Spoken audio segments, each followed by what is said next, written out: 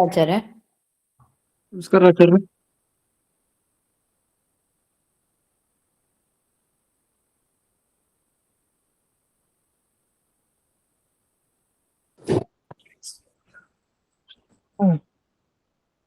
ಆಚಾರ್ಯ ನಮಸ್ಕಾರ. ಸುಮತಿಭಿರನುಮೇಯಂ ಶುಭ್ರಕಾಜಂ ಸಖಾಜಂ ಸುಖಮಜಮನಪಾಜಂ ಮುಕ್ತ್ಯುಪಾಜಂ ವಿಮಾಜಂ ಗ್ರಹಜಮಹಮಮೇಜಂ ಧ್ಯೇಜಮಾಮ್ನಾಜಗೇಜಂ ಸದಜಮಸದಜೇಜಂ ಶ್ರೀಸಹಾಜಂ ಭಜೇಯಂ ತಪಸ್ವಾಧ್ಯಾಯ ಶುಶ್ರೂಷಾ ಕೃಷ್ಣಪೂಜಾರತಂ ಮುನಿಂ ವಿಶ್ವೇಶಮಿಷ್ಟದಂ ವಂದೇ ಪರಿಮ್ರಾಟ್ ಚಕ್ರವರ್ತಿನಂ. ಶ್ರೀ ಗುರುಭ್ಯೋ ನಮಃ. ಹರಿ ಓಂ. ಓಂ ಲಕ್ಷ್ಮೀಕಾಂತಂ ಭೂವರಾಹಂ ಭಜೇಹಂ ಬಾದರಾಯಣಂ ವಾದಿರಾಜಹೃದಂ ಭೋಜಮಂದಿರಂ ವಾಜಿಕಂಧರಂ ಭೀಮಸೇನಾನಂದತೀರ್ಥವಾನರೇಂದ್ರಾನಹಂ ಭಜೆ ವಾದಿರಾಜಗುರೂನ್ ವಂದೇ ವೇದವೇದ್ಯಗುರೂನ್ ಭಜೆ ಗುರೂನ್ ವೇದನಿಧೀನ್ ವಂದೇ ನಾರಸಿಂಹಗುರೂನ್ ಭಜೆ ವಂದೇ ನಾರಾಯಣಾಚಾರ್ಯಾನ್ ಕರ್ಣಾದಿಗಣಸೇವಿತಾನ್ ವಂದೇ ವೃಂದಾವನಾಚಾರ್ಯಾನ್ ಹಯಗ್ರೀವಮುನೀನ್ ಭಜೆ ಶೇಷಸೀತಾಪತಿವ್ಯಾಸಾನ್ ಪ್ರಣಮಾಮಿ ಗುರುಪ್ರಿಯಾನ್. ನಮಸ್ಕಾರ. ವೃಂದಾವನಾದ್ಯ ಸಂಪ್ರಾಪ್ತ ಜ್ಞಾನೇಶ್ವರ್ಯಾನಹಂ ಸದಾ ರಘುಪ್ರವೀರಾಖ್ಯ ಗುರೂನ್ ಭಜೆ ಜ್ಞಾನಾದಿಸಿದ್ಧಯೇ ಶ್ರೀಮದ್ ವೃಂದಾವನಾಖ್ಯಾನಂ ವ್ಯಾಖ್ಯಾನೆ ಮಂದಧೀರಹಂ ಯದ್ಯಪ್ಯನಧಿಕಾರ್ಯಸ್ಮಿನ್ ತಥಾಪಿ ಗುರುವಾಕ್ಯತಃ ಮಯಾ ಯದಲ್ಪಂ ವಿಜ್ಞಾತಂ ತತ್ಸ್ಮೃತ್ಯರ್ಥಂ ನಿರೂಪ್ಯತೆ. ಸಂತಃ ಸಂತು ಕೃಪಾವಂತೋ ಗುರುರಾಜಪದಾಶ್ರಯಾಃ ಭಗವಾನ್ ಅವ್ಯವಹಿತ ಭಾವಿಕಲ್ಪ ಸಮೀರೋ ಲಾತವ್ಯಾಚಾರ್ಯಃ ಸುರವರ್ಯೈ ಸಂಪ್ರಾರ್ಥಿತಃ ಶ್ರೀನಾರಾಯಣೇನಾಜ್ಞಪ್ತಃ ಸನ್ ಭೂಮೌ ಅವತೀರ್ಯ ವಾದಿರಾಜನಾಮ ಯತಿಕುಲತಿಲಕೋ ಭೂತ್ವಾ ದುರ್ವಾದಿನೋ ವಿಜಿತ್ಯ ಯುಕ್ತಿಮಲ್ಲಿಕಾದೀನ್ ಗ್ರಂಥಾನ್ ವಿರಚಯ್ಯ ಸಜ್ಜನಾನಾಂ ಸಮ್ಯಜ್ಞಾನಮುತ್ಪಾದ್ಯ ಅತ್ಯಕ್ತದೇಹಃ ಸನ್ ವೃಂದಾವನಸ್ಥೋ ಭೂತ್ವಾ ಭಕ್ತಾನಾಮಿಷ್ಟಾನಿಷ್ಟ ಪ್ರಾಪ್ತಿ ಪರಿಹಾರ ಸಾಧನ ಅತ್ಯರ್ಥ ಪ್ರಸಾದ ಜನಕ ಅಪರೋಕ್ಷ ಜ್ಞಾನ ಜನಕ ಪರೋಕ್ಷ ನಿಶ್ಚಯೋತ್ಪಾದಕ ಉಪನಿಷದಾದಿ ಪ್ರತಿಪಾದ್ಯ ರುಜುಭಾವಂ ಸ್ವಸ್ಯ ಖ್ಯಾಪಯಿತುಂ ವೃಂದಾವನಾಖ್ಯಾನಂ ಕುರುವನ್ ಕಸ್ಯಚಿತ್ ತದಾನಿಂ ಅಕುಶಲ ದೇಶೀಯ ಬ್ರಾಹ್ಮಣ ಸ್ವಪ್ನೆ ವಿಶ್ವಾಸಯೋಗ್ಯಾನಾಂ ವಿಶ್ವಾಸಂ ಉತ್ಪಾದಯಿತುಮುಪದಿದೇಶ ವಿಲೀನ ಪ್ರಕೃತಿತಯಾ ಅಂತರಾಯ ವಿಧುರೋಪಿ ಆಚಾರ್ಯವತ್ ಶಿಷ್ಯಾನ್ ಗ್ರಾಹಯಿತುಂ ಗ್ರಂಥಾದೌ ಮಂಗಲಮಾಚರತಿ ಹಯಗ್ರೀವೇತ್ಯಾದಿನ. ಓಂ ಹಯಗ್ರೀವಂ ಚಿದಾನಂದ ವಿಗ್ರಹಂ ಸದನುಗ್ರಹಂ ದಶಗ್ರೀವಚ್ಛಿದಂ ಶಾಪಾನ್ ಮಣಿಗ್ರೀವ ವಿಮೋಚನಂ. ದಿವಸ ರಘುಪ್ರವೀರ ತೀರ್ಥರ ಈ ಸ್ವಾಪ್ನ ವೃಂದಾವನಾಖ್ಯಾನ ಪ್ರಾಮಾಣ್ಯ ಬೋಧಿನಿ ಗ್ರಂಥದ ಕೆಲವು ವಿಷಯಗಳನ್ನು ನೋಡ್ತಾ ಇದ್ವಿ. ಅದರಲ್ಲಿ ಮಂಗಳ ಶ್ಲೋಕದಲ್ಲಿ ಒಂದಿಷ್ಟು ಪ್ರಾರ್ಥನೆಯನ್ನು ಮಾಡಿ ಅವರು ವಸ್ತುತಃ ಪ್ರಾರಂಭ ಮಾಡಿದ್ದಾರೆ ಆ ಗ್ರಂಥವನ್ನ. ಪ್ರತಿನಿತ್ಯ ಪಾರಾಯಣ ಮಾಡಬೇಕಾದ ಶ್ಲೋಕ ಅಷ್ಟು ಚೆನ್ನಾಗಿ ಮಾಡಿದ್ದಾರೆ. ಅದರ ಸಾರವನ್ನು ನೋಡ್ತಾ ಹೋಗೋಣ. ಮೊದಲಿಗೆ ಮಧ್ವಾಚಾರ್ಯರು ನಮಸ್ಕಾರ ಮಾಡ್ತಾರೆ. ಈ ಗ್ರಂಥದ ಮೊದಲಿಗೆ ನಮಸ್ಕಾರ ಮಾಡ್ತಾ ಏನ್ ಹೇಳ್ತಾರೆ, ಮಧ್ವಾಚಾರ್ಯರ ಹೃದಯ ಇದೆಯಲ್ಲ, ಮನಸ್ಸು, ಅದೊಂದು ದೊಡ್ಡ ಆಕಾಶ ತರ ಅಂತೆ.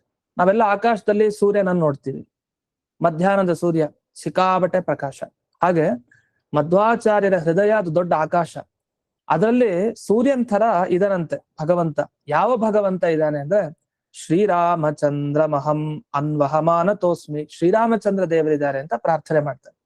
ಇದ್ರ ಮುಂದೆ ವಾದಿರಾಜರ ವರ್ಣನೆ ಏನ್ ಮಾಡ್ತಾ ಹೋಗ್ತಾರೆ, ಬಹಳ ವಿಶೇಷ. ಏನ್ ಹೇಳಿದ್ದಾರೆ ಅಂದ್ರೆ, ವಾದಿರಾಜರು ಅದು ಕನ್ನೈದಿಲೆ ಅಂತೆ. ಈ ಕನ್ನೈದಿಲೆ ಕುಮುದ ಅದು ಅರಳಬೇಕು ಅಂತಾದ್ರೆ, ಕಮಲ ಅರಳಬೇಕು ಅಂತ ಸೂರ್ಯ ಬೇಕು, ನೈದಿಲೆ ಅರಳಬೇಕು ಅಂದ್ರೆ ಚಂದ್ರ ಬರ್ಬೇಕಂತೆ. ಅದಕ್ಕೆ ವಾದಿರಾಜರಿಗೂ ಕೂಡ ಒಬ್ಬ ಚಂದ್ರ ಇದಾನಂತೆ. ವಾದಿರಾಜರಿಗೆ ಅದ್ ಬಂದ ಕೂಡಲೇ ವಾದಿರಾಜರು ಅರಳು ಬಿಡ್ತಾರಂತೆ. ಯಾರು ಅಂದ್ರೆ ಶ್ರೀ ವಾಜಿವಕ್ತ್ರಂ ಅಂತ ಹೇಳ್ತಾರೆ. ವಾಜಿವಕ್ತ ಅಂತಂದ್ರೆ ಹಯಗ್ರೀವ ರೂಪಿ ಪರಮಾತ್ಮ ಅಂತ ಅರ್ಥ. ಹಯಗ್ರೀವ ದೇವರು ಬಂದ ಕೂಡಲೇ ನೀವು ಹಯಗ್ರೀವ ದೇವರ ಚಿತ್ರವನ್ನು ನೋಡ್ಬೋದು. ಸರಿ, ಹಯಗ್ರೀವ ದೇವರ ಹಿಂದೆ ಚಂದ್ರನನ್ನ ಹಾಕಿರ್ತಾರೆ. ಆ ಚಂದ್ರ ಬಂದ್ರೆ ಕನ್ನೈದಿಲೆ ಅರಳತ್ತೆ. ಅದೇ ರೀತಿ ವಾದಿರಾಜರು ಅರಳುತ್ತಾ ಇದ್ದಾರೆ. ಇಂಥ ವಾದಿರಾಜರನ್ನ ಮತ್ತೆ ಹಯಗ್ರೀವ ದೇವರನ್ನ ನಾನು ಆಶ್ರಯಿಸ್ತೇನೆ ಅಂತ ಇಷ್ಟು ಹೇಳಿ ಒಂದು ಗ್ರಂಥವನ್ನ ಪ್ರಾರಂಭ ಮಾಡ್ಬೇಕಾದ್ರೆ ಅನೇಕ ಕಷ್ಟಗಳಿರುತ್ತೆ. ಯಾಕಂದ್ರೆ ಆ ಗ್ರಂಥವನ್ನ ತಡೆಯೋರು ಇರ್ತಾರೆ, ಈ ಗ್ರಂಥ ಬರಿಬೇಡಿ ಅಂತ ಹೇಳೋರು ಇರ್ತಾರೆ. ಕೆಲವು ಸರಿ ಈ ಗ್ರಂಥವನ್ನ ಬರೆದ್ರು ಪೂರ್ತಿಯಾಗಿ ಅದನ್ನ ಓದೋರು ಇರಲ್ಲ. ಈ ತರ ಎಲ್ಲ ಸಮಸ್ಯೆ ಇದೆ. ಅದಕ್ಕೆ ಇದು ಯಾವ್ದು ಆಗ್ಬಾರ್ದು. ಅದಕ್ಕೆ ಜನರಿಗೋಸ್ಕರ ಅವರು ಒಂದು ಪ್ರಾರ್ಥನೆಯನ್ನು ಮಾಡ್ತಾರೆ. ಇಲ್ಲಿ ಏನ್ ಪ್ರಾರ್ಥನೆ ಮಾಡಿದ್ದಾರೆ ಅಂದ್ರೆ, ಶ್ರೀಮದ್ ಆನಂದ ತೀರ್ಥಾರ್ಯ ಕರುಣಾ ರಸಬಿಂದವ ಪಾಪ ಅನಲ ಸುಸಂತಪ್ತಂ ಕ್ಲೇದಯಂತು ಪುನಂತುಮ. ಜನರಿಗೆ ಜಾಸ್ತಿ ಬೇಗ ಆಗಿದೆ, ಕಷ್ಟದಿಂದ ಮುಕ್ತಿ ಬೇಕಾಗಿದೆ. ಬೆಂಕಿ ಹತ್ರ ಇಟ್ಬಿಟ್ಟಿದಾರಂತೆ ಯಾವಾಗ್ಲೂ ಪರಮಾತ್ಮ. ಏನೋ ಒಂದ್ ಸುಡ್ತಾ ಇರತ್ತಂತೆ ದೇಹಕ್ಕೆ, ಅದು ಕಷ್ಟ, ಈ ಕಷ್ಟ. ಒಟ್ಟು ಬೆಂಕಿ ಹತ್ರ ಇದ್ರು ನಮಗ್ ಗೊತ್ತಾಗ್ತಾ ಇಲ್ಲ, ತಾಪ ಜಾಸ್ತಿ ಆಗ್ತಾ ಇದೆ. ಅದು ಯಾವ ತಾಪ, ಯಾವ ಬೆಂಕಿ ಇದು ಅಂದ್ರೆ ಪಾಪದ ಬೆಂಕಿ ಅಂತೆ ನಮ್ಮ ಹತ್ರ ಇರೋದು. ಸುತ್ತಲೂ ಯಾವಾಗಲೂ ಬೆಂಕಿ ಉರಿತಾನೆ ಇರುತ್ತೆ, ಅದು ಆರ್ಲಿಕ್ಕೆ ಚಾನ್ಸೇ ಇಲ್ಲ. ಯಾಕೆ? ಪಾಪಗಳು ನಿರಂತರವಾಗಿ ನಮ್ದಿರತ್ತೆ. ಆ ಸುತ್ತಲೂ ಇರೋ ಪಾಪದ ಮೇಲೆ ಏನ್ ಮಾಡ್ಬೇಕು? ಬೆಂಕಿ ಆರ್ಲಿಕ್ಕೆ ನೀರನ್ನ ಚೆಲ್ಬೇಕು. ನೀರನ್ನ ಎಷ್ಟು ಹಾಕ್ತೀವೋ ಆಗ ಬೆಂಕಿ ಆರಿ ಹೋಗುತ್ತೆ. ಹಾಗಾದ್ರೆ ಬೆಂಕಿಯನ್ನ ಆರಿಸ್ಲಿಕ್ಕೆ ನೀರುಗಳನ್ನ ಹಾಕ್ಬೇಕು. ಇಲ್ಲಿ ಯಾವ ನೀರನ್ನ ಹಾಕ್ಬೇಕು ಈ ಪಾಪದ ಬೆಂಕಿ ಕಳಿಲಿಕ್ಕೆ ಅಂದ್ರೆ, ಮಧ್ವಾಚಾರ್ಯರ ಕರುಣಾ ರಸ ಇದೆಯಲ್ಲ, ಕಾರುಣ್ಯ ದೃಷ್ಟಿಯ ರಸ, ಆ ರಸ ನನ್ ಮೇಲೆ ಬೀಳ್ಲಿ. ಬಿದ್ರೆ ಇದೆಲ್ಲ ಅಗ್ನಿ ಅದು ಆರಿ ಹೋಗುತ್ತೆ. ಜನರಿಗೆಲ್ಲ ಹೀಗಾಗಿದೆ, ಜನರಿಗೂ ಹಾಗೆ ಕಳೀರಿ. ಸುತ್ತಲೂ ಪಾಪದ ಬೆಂಕಿ ಆಗಿದೆ, ಅದರಿಂದ ನಿಮ್ಮ ಕರುಣಾರಸ ಅದಕ್ಕೆ ಹಾಕಿ ಚೆಲ್ಲಿ ಅದನ್ನ ಹೋಗ್ಸಿ.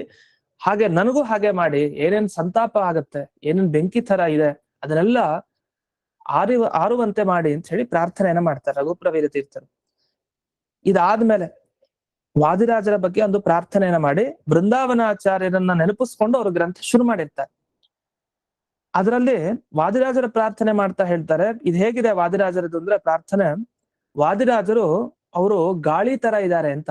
ಎಷ್ಟು ಚಮತ್ಕಾರವಾಗಿ ಈ ಗ್ರಂಥದಲ್ಲಿ ತಿಳಿಸಿದ್ದಾರೆ ಅಂದ್ರೆ, ಅವರು ಗಾಳಿಗೆ ಹೋಲಿಸ್ತಾರೆ. ಯಾಕೆ? ವಾಯು ಸಮಾನ ತಾನೆ ವಾದಿರಾಜರು, ಅದಕ್ಕೆ ಗಾಳಿಯನ್ನೇ ಇಟ್ಕೊಂಡು ಹೋಲಿಸ್ತಾರೆ ವಾದಿರಾಜರನ್ನ. ಗಾಳಿ ಏನ್ ಮಾಡತ್ತೆ? ಏನಿಲ್ಲ, ನಮ್ಗೆ ತುಂಬಾ ತಾಪ ಆದಾಗ ಏನ್ ಮಾಡ್ತೀವಿ? ಚೆನ್ನಾಗಿ ಬೇಸಿಗೆಯಲ್ಲಿ ನಡ್ಕೊಂಡ್ ಬಂದಿರ್ತೀವಿ ಅಂತ ಇಟ್ಕೊಳ್ಳಿ.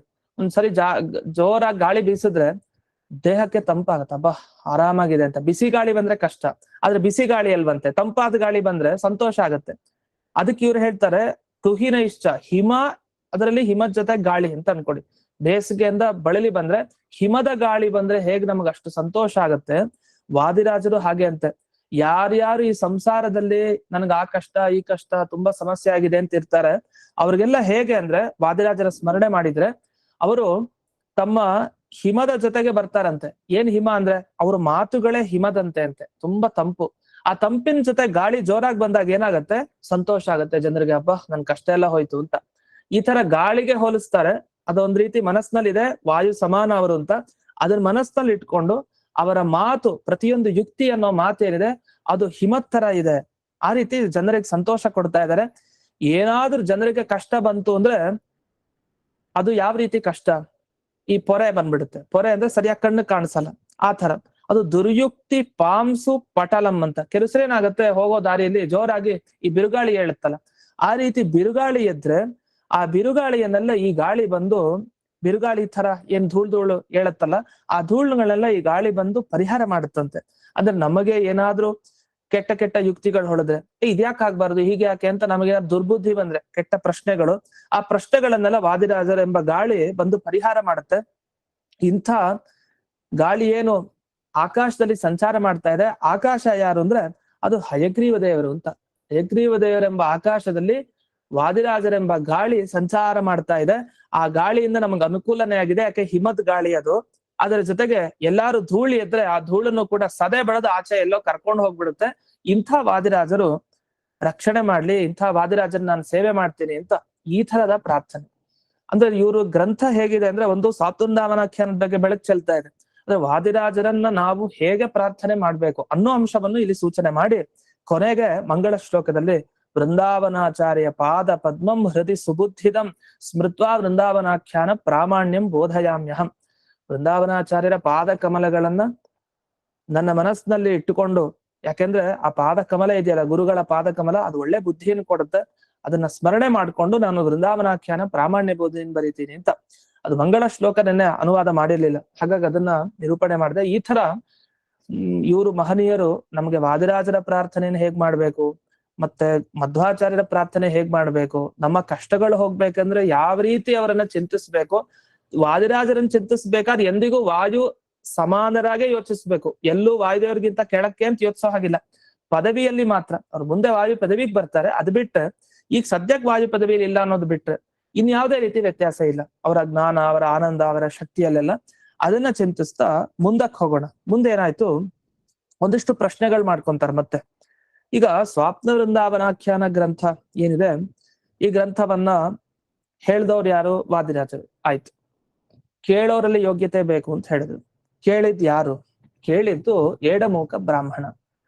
ಆ ಏಡಮೂಕ ಬ್ರಾಹ್ಮಣನಿಗೆ ವಸ್ತುತಃ ಮಾತಾಡ್ಲಿಕ್ಕೆ ಬರ್ತಾ ಇರ್ಲಿಲ್ಲ, ಕಿವಿ ಕೇಳಿಸ್ತಾ ಇರ್ಲಿಲ್ಲ. ಆದ್ರೆ ಕನಸಿನಲ್ಲಿ ಬಂದ್ರು, ಶಕ್ತಿಯನ್ನ ತುಂಬಿದ್ರು ಅವನಿಗೆ. ಜೀವನದಲ್ಲಿ ಎಷ್ಟು ನಾವು ಕೆಳಗ್ ಬಿದ್ರು ಶಕ್ತಿಯನ್ನು ತುಂಬಿ ಒಂದೇ ಕ್ಷಣದಲ್ಲಿ ಎಬ್ಬಿಸುವಂತ ಶಕ್ತಿ ವಾದಿರಾಜರಿಗಿದೆ. ಆ ಏಡಮೂಕ ಬ್ರಾಹ್ಮಣನಿಗೆ ಆ ಶಕ್ತಿಯನ್ನ ತುಂಬಿಸಿದ್ರು. ಕನಸಲ್ಲಿ ಅವನಿಗೆ ಗೊತ್ತಾಗ್ತಾ ಇದೆ, ಆಗಾಗ ಬರ್ತಾರೆ, ಹೇಳ್ತಾರೆ. ಬೆಳಗಿನ ಜಾವ ಎದ್ದು ಹೋಗ್ತಾರೆ. ಎದ್ದು ಹೋದ್ ಕೂಡಲೇ ಆ ಏಡಮೂಕ ಬ್ರಾಹ್ಮಣರು ವೇದನಿಧಿ ತೀರ್ಥರಿಗೆ ಹೇಳ್ತಾರೆ. ವೇದನಿಧಿ ತೀರ್ಥರು ತಕ್ಷಣ ರಾಮಚಂದ್ರಾಚಾರ್ಯರಿಗೆ ಹೇಳ್ತಾರೆ, ಅವ್ರು ಬರೀತಾರೆ. ಈ ತರ ಕ್ರಮ. ಅದರಲ್ಲಿ ಕೃಷ್ಣಾಚಾರ್ಯರ ಕಥೆ ಒಂದು ಹೇಳಿಲ್ಲ, ಕೃಷ್ಣಲಿಂಗ ಯತಿಗಳದು, ಅದ ನಂತರ ಹೇಳ್ತೀನಿ. ಇದ್ರ ಮಧ್ಯೆ ನಮಗೆ ಈ ಪ್ರಸಕ್ತ ವಿಷಯ ಏನಂದ್ರೆ, ಈಗ ಏಡಮೂಕ ಬ್ರಾಹ್ಮಣರಿಗೆ ಹೇಳಿದ್ ನಿಜ. ಏಡಮೂಕ ಬ್ರಾಹ್ಮಣರನ್ನ ಕಂಡ್ರೆ ವಾದಿರಾಜರಿಗೆ ತುಂಬಾ ಪ್ರೀತಿ. ಯಾಕೆಂದ್ರೆ ಏಡಮೂಕ ಬ್ರಾಹ್ಮಣರು ತುಂಬಾ ಸೇವೆ ಮಾಡಿರ್ತಾರೆ, ವಾದಿರಾಜರ ಸೇವೆ. ಅಷ್ಟು ಸೇವೆ ಮಾಡಿ ಅವ್ರಿಗೆ ಉಪದೇಶ ಮಾತ್ರ ಸಿಗೋದು ಯಾವಾಗ? ಬೃಂದಾವನಸ್ಥರ ಆದ್ಮೇಲೆ ಉಪದೇಶ ಕೊಡ್ತಾರೆ. ಅದರ ಬಗ್ಗೆನೂ ವಿಶೇಷವಾದ ಮಾಹಿತಿ ಇದೆ. ಸದ್ಯಕ್ಕೆ ಈ ಗ್ರಂಥವನ್ನ ಗಮನಿಸ್ತಾ ಹೋದಾಗ ಏಡಮೂಕ ಬ್ರಾಹ್ಮಣರಿಗೆ ಉಪದೇಶ ಯಾಕೆ ಕೊಟ್ಟರು ವಾದಿರಾಜರು? ಆಗ ಪ್ರಸಂಗ ಅನುಕೂಲ್ಯನೂ ಬೇಕಂತೆ. ಅಂದ್ರೆ ಹೇಳೋರಲ್ಲಿ ಯೋಗ್ಯತೆ ಒಂದಾದ್ರೆ ಕೇಳೋರಲ್ಲೂ ಯೋಗ್ಯತೆ ಇದೆ ಎಡಮುಖ ಬ್ರಾಹ್ಮಣರಲ್ಲಿ. ಯಾಕಂದ್ರೆ ಕೇಳೋರಲ್ಲಿ 2 ಯೋಗ್ಯತೆ ಇರ್ಬೇಕು ಅಂತ ಬಂತು. ಒಂದು, ಏನು ತತ್ವದ ಬಗ್ಗೆ ತಿಳಿಸ್ತಾರೆ ವಾದಿರಾಜರು, ಅದ ಕೇಳಲಿಕ್ಕೆ ಯೋಗ್ಯತೆ ಇರ್ಬೇಕಂತ ಒಂದು. ಇನ್ನೊಂದು, ಹೇಳೋರ್ಗೆ ಅವ್ರನ್ನ ಕಂಡ್ರೆ ತುಂಬಾ ಪ್ರೀತಿ ಇರ್ಬೇಕು. ಎಡಮುಖ ಬ್ರಾಹ್ಮಣರನ್ನ ಕಂಡ್ರೆ ವಾದಿರಾಜರು ತುಂಬಾ ಪ್ರೀತಿ.